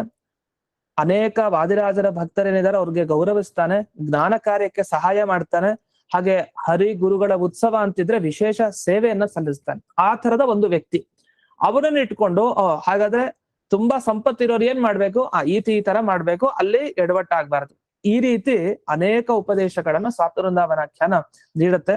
ಇಷ್ಟನ್ನೆಲ್ಲ ಮನಸ್ಸಿನಲ್ಲಿ ಇಟ್ಕೊಂಡು ಅದಕ್ಕೆ ಇವರು ಮೊದಲು ಏನ್ ಮಾಡ್ತಾರೆ, ಸ್ವಾಪ್ತವೃಂದಾವನಾಖ್ಯಾನ ಅಂದ್ರೆ ಸಾಮಾನ್ಯ ಅಲ್ಲ, ಅದು ಏಡಮೂಕ ಬ್ರಾಹ್ಮಣರಿಗೆ ವಾದಿರಾಜರು ಯಾಕೆ ಉಪದೇಶ ಕೊಟ್ಟಿದ್ದಾರೆ ಅಂದ್ರೆ ಪ್ರಸಕ್ತ ಅನಿಷ್ಟ ನಿವೃತ್ತಿ ಪೂರ್ವಕಂ ಐಹಿಕ ಆಮುಷ್ಮಿಕ ಸಮಸ್ತ ಇಷ್ಟ ಪ್ರಾಪ್ತ್ಯರ್ಥಂ ಅಂತ ಒಂದು ಶಬ್ದ ಹಾಕ್ತಾರೆ ಇಲ್ಲಿ ರಘುಪ್ರವೀರ ತೀರ್ಥರು. ಇದಕ್ಕೆ ಅರ್ಥ ಇಷ್ಟೇ, ಆ ಏಡಮೂಕ ಬ್ರಾಹ್ಮಣರು ಅಷ್ಟೇ ಅಲ್ಲ, ಅವರನ್ನ ಇಟ್ಟುಕೊಂಡು ಆದೀನ ಇನ್ನೂ ಅನೇಕ ಮಂದಿಗೆ ಏನೇನು ಜೀವನದಲ್ಲಿ ಕಷ್ಟ ಅಂತ ಬರುತ್ತೆ ಆ ಕಷ್ಟ ಕಳಿಬೇಕು, ಐಹಿಕ ಫಲ ಈ ಜನ್ಮದಲ್ಲಿ ಏನ್ ಫಲ ಪಡಿಬೇಕು ನಾವು ಆ ಫಲ ಸಿಗ್ಬೇಕು, ಆಮುಷ್ಮಿಕ ಅಂದ್ರೆ ಒಬ್ಬ ವ್ಯಕ್ತಿ ಮರಣ ಆದ್ಮೇಲೆ ಏನ್ ಪಡಿಬೇಕು ಅಂತ ಫಲ ಸರಿಯಾದದ್ ಸಿಗ್ಬೇಕು. ಇಷ್ಟೆಲ್ಲದಕ್ಕೋಸ್ಕರ ಏನ್ ಮಾಡ್ಬೇಕು ಏನ್ ತಿಳಿಬೇಕು ಈ 2 ವಿಷಯಗಳ ಬಗ್ಗೆ ಏಡಮೂಕ ಬ್ರಾಹ್ಮಣರಿಗೆ ವಾದಿರಾಜರು ಇಷ್ಟೊಂದು ದೀರ್ಘವಾಗಿ ಉಪದೇಶವನ್ನ ಕೊಟ್ಟಿದ್ದಾರೆ ಅಂತ. ಇದು ಇಂಥ ಸುಂದರವಾದ ವಿಷಯ. ಇಷ್ಟಾದ್ಮೇಲೆ ಏನ್ ಕೊನೆಗೆ ನಿಲ್ಲಿಸ್ತಾರೆ ಅಂದ್ರೆ ತಥಾಚ ಒಂದ್ ವಿಷಯ ಮುಗೀತು. ಎಲ್ಲಿ ರಘುಪ್ರವೀರ ತೀರ್ಥರ ಈ ಗ್ರಂಥದಲ್ಲಿ ವಕ್ತಾನುಕೂಲ್ಯ ಇದೆ, ಅಂದ್ರೆ ಹೇಳುವಂತಹ ವಾದಿರಾಜರ ಗುಣಗಳು ಗೊತ್ತು. ಶ್ರೋತ್ರಾನುಕೂಲ್ಯ ಅಂದ್ರೆ ಕೇಳುವಂತಹ ಎಡಮೂಕ ಬ್ರಾಹ್ಮಣರ ಯೋಗ್ಯತೆ ನಮಗೆ ಅರ್ಥ ಆಯ್ತು. ಪ್ರಸಂಗಾನುಕೂಲ್ಯ, ಯಾವ ಪ್ರಸಂಗದಲ್ಲಿ ತಮಾಷೆಗೋಸ್ಕರ ಬಂದು ಹೇಳಿಲ್ಲ, ಕನಸಿನಲ್ಲಿ ಬಂದು ಎಚ್ಚರಿಸಿ ತಾವು ಮಹಿಮೆಯನ್ನ ಪ್ರಚಾರ ಮಾಡಿ ಸಜ್ಜನ ವೃಂದಕ್ಕೆ ಅನುಕೂಲ ಆಗ್ಲಿ ಅನ್ನೋ ದೃಷ್ಟಿಯಿಂದ ಹೇಳಿತ್ತು. ಇಷ್ಟೆಲ್ಲ ಇದ್ದಾಗ ಸ್ವಾಪ್ತವೃಂದಾವನಾಖ್ಯಾನ ಬ್ರಹ್ಮಸೂತ್ರ ಭಾಷ್ಯ, ಮಧ್ವಾಚಾರ್ಯರ ಭಾಷ್ಯ ಹೇಗೆ ಪ್ರಮಾಣ ಆಗಿದೆಯೋ ಅದೇ ತರ ಈ ಸ್ವಾಪ್ತವೃಂದಾವನಾಖ್ಯಾನ ಪ್ರಮಾಣ ಅಂತ. ಇಷ್ಟು ಒಂದು ವಿಷಯ ಆಯ್ತು. ಇನ್ನೊಂದಿಷ್ಟು ಪ್ರಶ್ನೆ ಮಾಡ್ಕೊಂತಾರೆ. ಮತ್ತೆ ಏನ್ ಮಾಡ್ತಾರೆ ಅಂದ್ರೆ ಇದು ಪ್ರಮಾಣ ಯಾಕೆ ಅಂತಂದ್ರೆ ಇನ್ನೊಂದು ಕಾರಣ ಕೊಡ್ತಾರೆ. ಶಾಸ್ತ್ರ ಅನುಯಾಯಿತ್ವ ತದ ವಿರೋಧಿತ್ವಾಚ. ನೋಡಿ, ಒಂದ್ ಗ್ರಂಥ ಪ್ರಮಾಣ ಆಗೋದು ಯಾವಾಗ? ಈಗ ನಾವು ಒಂದ್ ಗ್ರಂಥ ಬರಿತೀವಿ ಅಂತ ಇಟ್ಕೊಳ್ಳಿ, ಮಧ್ವ ಸಿದ್ಧಾಂತಕ್ಕೆ ವಿರುದ್ಧವಾಗಿ ಬರದೆ, ಇವರು ಮಧ್ವಾಚಾರ್ಯ ಭಕ್ತರಾಗಿರ್ಬೋದು ಬಟ್ ಮಧ್ವ ಸಿದ್ಧಾಂತ ಫಾಲೋ ಮಾಡಿಲ್ಲ, ಏನೇನೋ ಬರ್ದಿದ್ದಾರೆ ಈ ಗ್ರಂಥ, ಅಪ್ರಮಾಣ ಅಂತ ಹೇಳ್ಬೋದು. ಸ್ವಾಪ್ನ ವೃಂದಾವನಾಖ್ಯಾನದಲ್ಲಿ ಏನಿದೆ? ನೀವು ಸರ್ವಮೂಲ ಗ್ರಂಥದ ಸಾರ ಯುಕ್ತಿ ಮಲ್ಲಿಕ ಅಂತ ಕರೀತೀರಿ. ಸ್ವಾಪ್ನ ವೃಂದಾವನಾಖ್ಯಾನನೂ ಕೂಡ ಅದೇ ತರ. ಇದು ಸರ್ವಮೂಲ ಗ್ರಂಥದ ಸಾರ. ಇದು ನೋಡ್ತಾ ನೋಡ್ತಾ ಹೋದ್ರೆ ಈ ನವರತ್ನ ಪ್ರಮೇಯ ಮಾಲಿಕ ಏನಿದೆಯಲ್ಲ, ವ್ಯಾಸರಾಜರು ಉಲ್ಲೇಖ ಮಾಡಿದ್ದಾರೆ, ಶ್ರೀಮನ್ ಮಧ್ವಮತೆ ಹರಿ ಪರತರಹ, ಹರಿ ಸರ್ವೋತ್ತಮ ಮತ್ತೆ ವಾಯು ಜೀವೋತ್ತಮ ತತ್ವ ಏನಿದೆ, ಅದರ ಜೊತೆಗೆ ಏನೇನು ವಿಷಯಗಳಿದೆ, ನವರತ್ನಗಳು 9 ಪ್ರಧಾನ ವಿಷಯ ಮಧ್ವ ಸಿದ್ಧಾಂತದ್ದು ಅಂತ ಹೇಳ್ತಾರೆ, ಅದೆಲ್ಲ ಸ್ವಾಪ್ನ ವೃಂದಾವನಾಖ್ಯಾನದಲ್ಲಿ ಇದೆ. ಅಂಥ ಅದ್ಭುತ ಕೃತಿ ಇದು. ಹಾಗಾಗಿ ವೇದದಲ್ಲಿ ಬರೋ ವಿಷಯ, ಪುರಾಣಗಳಲ್ಲಿ ಬರುವಂತಹ ವಿಷಯ ಅದಕ್ಕೆ ಅನುಗುಣವಾಗಿಯೇ ಇದೆ, ವಿರುದ್ಧವಾಗಿಲ್ಲ. ಆದ್ರಿಂದ ಇದು ಪ್ರಮಾಣ ಅಂತ ಒಂದು ಶಾಸ್ತ್ರ ಅನುಸರಿಸಿದೆ, ಇನ್ನೊಂದು ಶಾಸ್ತ್ರಕ್ಕೆ ವಿರುದ್ಧವಾಗಿ ಮಾತಾಡಿಲ್ಲ. ಯದಿತ್ತಂ ತಥತಾ ಯಥಾ ಸಂಪ್ರತಿಪನ್ನಂ. ಹೇಗೆ ಬ್ರಹ್ಮಸೂತ್ರ ಭಾಷ್ಯ ಅದು ವೇದಕ್ಕೆ ಅನುಗುಣವಾಗೇ ಇದೆ, ಯಾವತ್ತು ವೇದ ವಿರುದ್ಧವಾಗಿ ಬ್ರಹ್ಮಸೂತ್ರ ಭಾಷ್ಯ ಇಲ್ಲ. ಅದನ್ನು ನೀವು ಹೇಗೆ ಪ್ರಮಾಣ ಅಂತ ಒಪ್ತೀರೋ ಇದನ್ನೂ ಹಾಗೆ ಒಪ್ಪಬೇಕು ಅಂತ. ಇನ್ನೊಂದು ಅಂಶ ಹೇಳ್ತಾರೆ, ಅಲ್ಲ ಶಾಸ್ತ್ರಕ್ಕೆ ವಿರುದ್ಧವಾಗದಿರೋ ವಿಷಯ ಹೇಳಿದ್ರೆ ಸಾಕಲ್ವಾ, ಶಾಸ್ತ್ರವನ್ನು ಅನುಸರಿಸ್ಕೊಂಡು ಏನು ಹೇಳ್ಬೇಕು ಅಂದ್ರೆ ಅದಕ್ಕೆ ಹೇಳ್ತಾರೆ, ಶಾಸ್ತ್ರವನ್ನ ಅನುಸರಿಸ್ಕೊಂಡು ಇರೋದು ಮುಖ್ಯ ಅಂತೆ. ಯಾಕೆಂದ್ರೆ ಶಾಸ್ತ್ರ ವಿರುದ್ಧವಾಗಿ ಮಾತಾಡ್ಬಾರ್ದು ಅಂತಂದ್ರೆ ಅಷ್ಟೇ ಅಂಶ ಪ್ರಮಾಣ ಅಂತ ಹೇಳಲಿಕ್ಕೆ ಒಂದು ಮಾಪಕ ಆಗಲ್ವಂತೆ. ಈಗ ಒಂದು ಗ್ರಂಥ ಕೊಟ್ರೆ ನಾವು ಈ ಗ್ರಂಥ ಯಾಕೆ ಪ್ರಮಾಣ ನೋಡಿ, ಶಾಸ್ತ್ರಕ್ಕೆ ವಿರುದ್ಧವಾಗಿ ಏನು ಹೇಳಿಲ್ಲ. ಈಗ ಹೇಗಾಯ್ತು ಅಂದ್ರೆ, ನಾವು ಏಕಾದಶಿ ವ್ರತವನ್ನ ನಾವು ಮಾಡ್ಬೇಕು ಅಂತ ಇದೆ, ಶಾಸ್ತ್ರದಲ್ಲಿ ಹಾಗೆ ಹೇಳಿರ್ತಾರೆ. ಈ ಶಾಸ್ತ್ರದಲ್ಲಿ ಹೇಳಿದಾಗ ಆ ರೀತಿ ನಾವು ವ್ರತದ ಅನುಷ್ಠಾನವನ್ನ ಮಾಡಬೇಕು, ವಿರೋಧ ಮಾಡಲ್ಲ. ಹಾಗಂತ ವಿರೋಧ ಮಾಡಲ್ಲ, ಆದ್ರೆ ಶಾಸ್ತ್ರದಲ್ಲಿ ಹೇಳಿದ್ದನ್ನ ಪೂರ್ತಿ ಅನುಸರಿಸೋದಿಲ್ಲ ಅಂತ ಇಟ್ಕೊಳ್ಳಿ, ಇದು ಉಪಯೋಗಕ್ಕೆ ಬರಲ್ಲ. ಶಾಸ್ತ್ರ ವಿರೋಧ ಮಾಡಲ್ಲ ನಿಜ, ಅದ ಅನುಸರಿಸೋದು ಅಷ್ಟೇ ಮುಖ್ಯ. ಏನೇನ್ ಶಾಸ್ತ್ರದಲ್ಲಿ ಹೇಳಿದಾರೆ ಅದನ್ನು ಮಾಡೋದು ಮುಖ್ಯ. ಅಂದ್ರೆ 2 ಅಂಶ ಬೇಕು ಅಂತ. ಹಿಂದೆ ನಾವು ಪ್ರಸಂಗಾನುಕೂಲ್ಯದ ಬಗ್ಗೆ ಈಗಾಗಲೇ ನೋಡಿದೀವಿ. ಶ್ರೋತ್ರಾನುಕೂಲ್ಯ, ವಕ್ತಾನುಕೂಲ್ಯ, ಪ್ರಸಂಗಾನುಕೂಲ್ಯ ಅಂತ ಅದಕ್ಕೆ ಹೆಸರಿಡ್ತಾರೆ ಅಷ್ಟೇ. ಅಂದ್ರೆ ಪ್ರಸಂಗ ಯಾವ ಸಂದರ್ಭದಲ್ಲಿ ಹೇಳಿರೋದು ಅನ್ನೋದು ಮುಖ್ಯ, ಏನೋ ಒಂದು ಮುಖ್ಯ ಪ್ರಯೋಜನ ಇಟ್ಕೊಂಡು ಅದೆಲ್ಲ ವಿವರಣೆ ಈಗಾಗ್ಲೇ ಬಂದಿದೆ. ಅಂತೂ ಅದು ಮೆಸೇಜ್ ಹಾಕಿದ್ರಿಂದ ಅದಕ್ಕೆ ಸ್ಪಷ್ಟೀಕರಣ ಅಷ್ಟು ಕೊಟ್ಟೆ. ಇನ್ನು ಶ್ರೋತ್ರ ಪ್ರಯೋಜನೋದ್ದೇಶ್ಯತ್ವೇ ಸತಿ ಇನ್ನೊಂದು ಮಾತು ಹೇಳ್ತಾರೆ, ಏನಂದ್ರೆ ಬರೀ ಒಬ್ಬ ಕೇಳೋನ್ಗೆ ಏನೋ ಪ್ರಯೋಜನ ಸಿಗತ್ತೆ ಅನ್ನೋ ದೃಷ್ಟಿಯಲ್ಲಷ್ಟೇ ಒಂದ್ ಗ್ರಂಥ ಇರಬಾರ್ದಂತೆ. ಅಷ್ಟೇ ಉದ್ದೇಶದಲ್ಲಿ ಆ ಗ್ರಂಥ ಇದ್ರೆ ಉಪಯುಕ್ತ ಆಗಲ್ಲ. ಶಾಸ್ತ್ರಕ್ಕೆ ವಿರೋಧಿ ಆಗ್ಬಾರ್ದು, ವೇದಕ್ಕೆ, ಪುರಾಣಗಳಿಗೆ, ಇತಿಹಾಸಗಳಿಗೆ. ಅದೇ ರೀತಿ ಶಾಸ್ತ್ರವನ್ನ ಅನುಸರಿಸ್ಕೊಂಡು ಇರಬೇಕು. ಅದೆಲ್ಲ ವಿಷಯ ಈ ಸ್ವಾಪ್ನ ವೃಂದಾವನಾಖ್ಯಾನದಲ್ಲಿ ಇದೆ ಅನ್ನೋದನ್ನ ನಾವು ಗಮನಿಸ್ಬೋದು. ಇನ್ನೂ ಅನೇಕ ವಿಷಯಗಳಿದೆ ಮತ್ತೆ ಇದನ್ನ ಇನ್ನೊಂದು 2 ಪುಟ ಆದ್ರೆ ಈ ಮೊದಲನೇ ಅಧ್ಯಾಯದ ಬಗ್ಗೆ ಅವರು ಸಮಗ್ರವಾಗಿ ಈ ರಘುಪ್ರವೀರ ತೀರ್ಥರು ಸ್ವಾಪ್ನ ವೃಂದಾವನಾಖ್ಯಾನ ಪ್ರಾಮಾಣ್ಯವನ್ನ ಸಮರ್ಥನೆ ಮಾಡಿ ಬಿಡ್ತಾರೆ. ಇನ್ನು ಮುಂದೆ ಶ್ರೀಮುಷ್ಣಾಚಾರ್ಯರ ಒಂದು ವಿವರಣೆ ಏನಿದೆ ಅನ್ನೋದನ್ನು ನಾಳೆ ದಿವಸ ನಾವು ನೋಡ್ತಾ ಹೋಗೋಣ. ಇದು ಭಾಗ ಆದ್ಮೇಲೆ ಶ್ರೀಮುಷ್ಣಾಚಾರ್ಯರು ತಾವೇನ್ ಮಾಡ್ತಾರೆ, ಪೀಠಿಕೆಯನ್ನ ಕೊಡ್ತಾರೆ ಒಂದಿಷ್ಟು. ಅವರು ಇದೇ ವಿಷಯಗಳನ್ನ, ಬೇರೆ ತರ ವಿಷಯಗಳನ್ನ ಹೇಳ್ತಾರೆ. ಇದೇ ಪುನರುಕ್ತಿ ಅಲ್ಲ, ಹೇಳಿದ ವಿಷಯನೇ ಅಲ್ಲ, ಹೊಸ ವಿಷಯ ಹೇಳ್ತಾರೆ. ಅದಾದ್ಮೇಲೆ ನಾವು ಸ್ವಾಪ್ನ ವೃಂದಾವನಾಖ್ಯಾನದ ಶ್ಲೋಕಗಳಿಗೆ ಪ್ರವೇಶ ಮಾಡೋಣ. ಆ ಶ್ಲೋಕಗಳಲ್ಲಿ ನಾವು ಏನೇನು ಸ್ವಾರಸ್ಯಗಳನ್ನ ನೋಡ್ಬಹುದು. ಮತ್ತೆ ಈ ಕೃತಿಗಳಲ್ಲಿ ಇನ್ನು ಸೇತು ಮಾಧವ ಸೂರಿಗಳು ಅಂತ ಇದ್ದಾರೆ, ಅವ್ರದ್ದೊಂದು ಕೃತಿ ಇದೆ, ಆ ಗ್ರಂಥದ ವಿಷಯಗಳನ್ನು ಹೇಳ್ಬೇಕು. ಅದನ್ನ ಮಧ್ಯೆ ಯೋಜನೆ ಮಾಡ್ಕೊಂಡು ಹೋಗ್ತೀನಿ. ಅದ್ರ ಮುಂಚೆ ನಾವೇನ್ ಮಾಡಿರ್ಬೇಕು ಅಂದ್ರೆ, ಈ ಮಂಗಳ ಶ್ಲೋಕ ನಾವು ಪ್ರತಿನಿತ್ಯ ಹೇಳ್ತಾ ಇದೀವಲ್ಲ, ಈ ಶ್ಲೋಕವನ್ನ ಚೆನ್ನಾಗಿ ಕಂಠಪಾಠ ಮಾಡ್ಕೊಳ್ಬೇಕು. ಅದನ್ನ ದಿನ ಅಭ್ಯಾಸ ಮಾಡ್ಕೊಂಡ್ಬಿಟ್ರೆ ಆಗ ಮಂಗಳ ಶ್ಲೋಕ ಆರಾಮಾಗಿ ಬರ್ಬೇಕು, ಆ ಗದ್ಯನೂ ಬರ್ಬೇಕು. ಅಷ್ಟು ಬಂದ್ರೆ ನಮ್ಗೆ ಸ್ವಾಪ್ನ ವೃಂದಾವನಾಖ್ಯಾನ ವಾದಿರಾಜರ ಅನುಗ್ರಹ ಮಾಡ್ತಾ ಇದ್ದಾರೆ ಅಂತ. ಆ ಶ್ಲೋಕ ಅಷ್ಟೊತ್ತಿಗೆ ಅಭ್ಯಾಸವನ್ನು ಮಾಡ್ಕೊಳ್ಳಿ ಅಂತ ತಿಳಿಸ್ತಾ ಇಂದಿನ ಈ ಪಾಠವನ್ನ ಅಸ್ಮದ್ ಗುರುವಂತರ್ಗತ ವ್ಯಾಸತೀರ್ಥ ಗುರುವಂತರ್ಗತ ಭಾರತೀ ರಮಣ ಮುಖ್ಯ ಪ್ರಾಣಾಂತರ್ಗತ ಶ್ರೀಮನ್ಮೂಲ ಗೋಪಾಲಕೃಷ್ಣನಿಗೆ ಅರ್ಪಣೆಯನ್ನ ಮಾಡ್ತೇನೆ. ಶ್ರೀಕೃಷ್ಣಾರ್ಪಣ. ಸಣ್ಣ ಪ್ರಶ್ನೆ ಗುರುಗಳಿಗೆ ಏನಿಲ್ಲ, ಇನ್ನೊಂದು ಪಾಠ ಭಾಗವತ. ಸೊ ನೀವು ನಮಸ್ಕಾರ ಆಚಾರ್ಯ. ನಾನು ಹಾಕಿದ್ರೆ ನೀವು ಪಾಠ ಹೇಳೋ ರೆಫರೆನ್ಸ್ ಬುಕ್ ಹೇಳಿದ್ರೆ ಕ್ಲಾಸ್ ಅಲ್ಲೇ ಫಾಲೋ ಮಾಡ್ಲಿಕ್ಕೆ ಅನುಕೂಲ ಆಗುತ್ತೆ. ಅಂದ್ರೆ ಅದನ್ನೆಲ್ಲ ಕಳಿಸಿದಾರೆ ನೋಡಿ, ಗ್ರೂಪ್ ಅಲ್ಲಿ ಇದೆ, ಮೊನ್ನೆ ಹಾಕಿದ್ವಿ, ಅದನ್ನ ನೋಡಿದ್ರ ಮತ್ತೆ ನಿಮ್ಗೆ ಕಳಿಸ್ತೇನಿಲ್ಲ. ಎಲ್ಲ ಯಾಕಂದ್ರೆ ಬಹಳಷ್ಟು ಆಗ್ಬಿಟ್ಟಿದೆ, ಅದ್ರಲ್ಲಿ ಯಾವ್ದು ಪಾಠ ಇದಾಗ್ತದೆ ಅಂತ ಸ್ವಲ್ಪ ಹುಡುಗೋದ್ರಲ್ಲಿ ಲೇಟ್ ಆಗ್ತದೆ. ಅದಕ್ಕೆ ಆಯ್ತಾಯ್ತು, ಆ ಪೇಜ್ಗಳನ್ನ ಬಿಡಿ. ಆಯ್ತಾಯ್ತು. ಧನ್ಯವಾದಗಳು ಗುರುಗಳಿಗೆ. ನಮಸ್ಕಾರ ಆಚಾರ್ಯ. ನಮಸ್ಕಾರ ಆಚಾರ್ಯ. ಜೈ ಶ್ರೀ ಆಚಾರ್ಯ. ನಮಸ್ಕಾರ ಗುರುಗಳೇ.